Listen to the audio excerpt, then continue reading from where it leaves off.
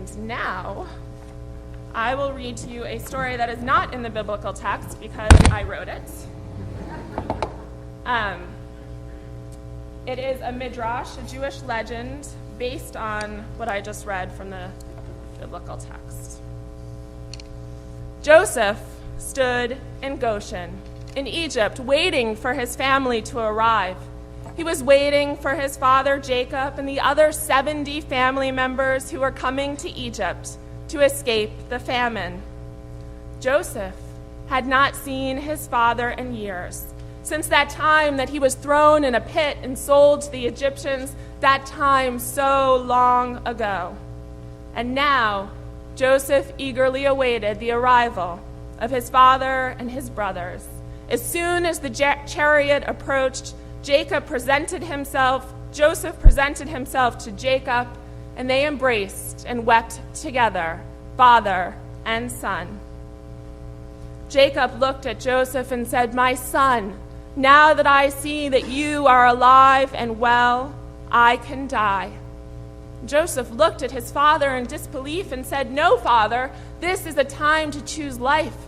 I left home when I was 17 years old, and so much has happened since then. We have so much to talk about." And that began the conversation.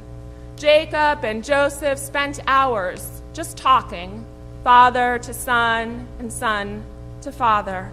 Joseph recounted everything, from being thrown in the pit, to being sold to the Egyptians and becoming Pharaoh's servant, to being falsely accused of rape, spending time in prison where he was able to interpret the dreams of the baker and the cupbearer, and then finally being let out of prison because of his skills at interpreting the dreams of Pharaoh, and then to saving up food for the impending famine and literally saving the lives of so many people. He had become an incredible leader in his community.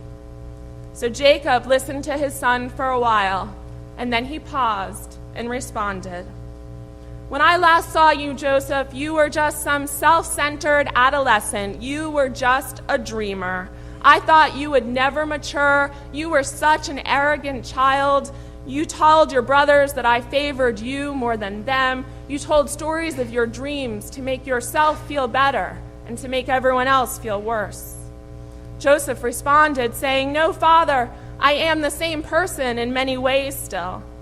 But Jacob looked at his son sternly in the eyes and said, "It is true, you are still you, but you have grown so much. I know that because I have also changed as a result of my own struggles, emerging differently in the end. There's something that you, my son, do not know about me. There was a night when I packed up my family, all 11 of your siblings, to go be reunited with my brother, your uncle Esau. And that night, I risked the life of my family. As we approached, I became so nervous that I divided my group into half, hoping that if one were going to be attacked, at least the other half would escape. But I was truly worried we would all be struck down, all because I wanted to make myself feel better, as if the risks didn't matter. I was so caught up in comforting myself that I didn't think about the consequences for my family, and I have much guilt now. But fortunately, as it worked out, nothing bad came of it. My beloved children were safe. But what you really don't know, my son, what nobody knows, is what happened to me that night. They all crossed the river, and I was left alone. And I wrestled with a being, although I'm not sure that anyone was actually there. It was a dream, a nightmare, really. But when I awoke, I knew that I could dream something better. I could stop seeing myself as the center of the world, and I could open my eyes to others. In the darkness of that night, I learned to have vision. I still make mistakes at times, we all do, but I am not the same as I was before.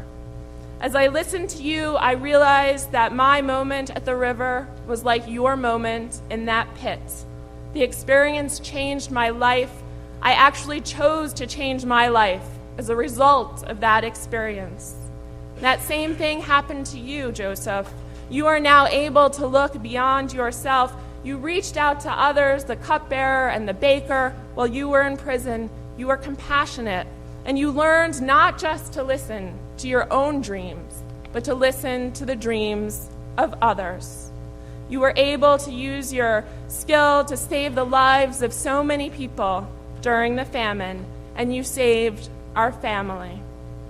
Jacob and Joseph continued to speak, but they were no longer talking father to son. They were now talking man to man. Jacob gave his son a hug and said, "Joseph, you just used to be some dreamer, but after your struggles, you learned to use your dreams to help others. Joseph, you are a dreamer, and for that I am so proud of you, my son."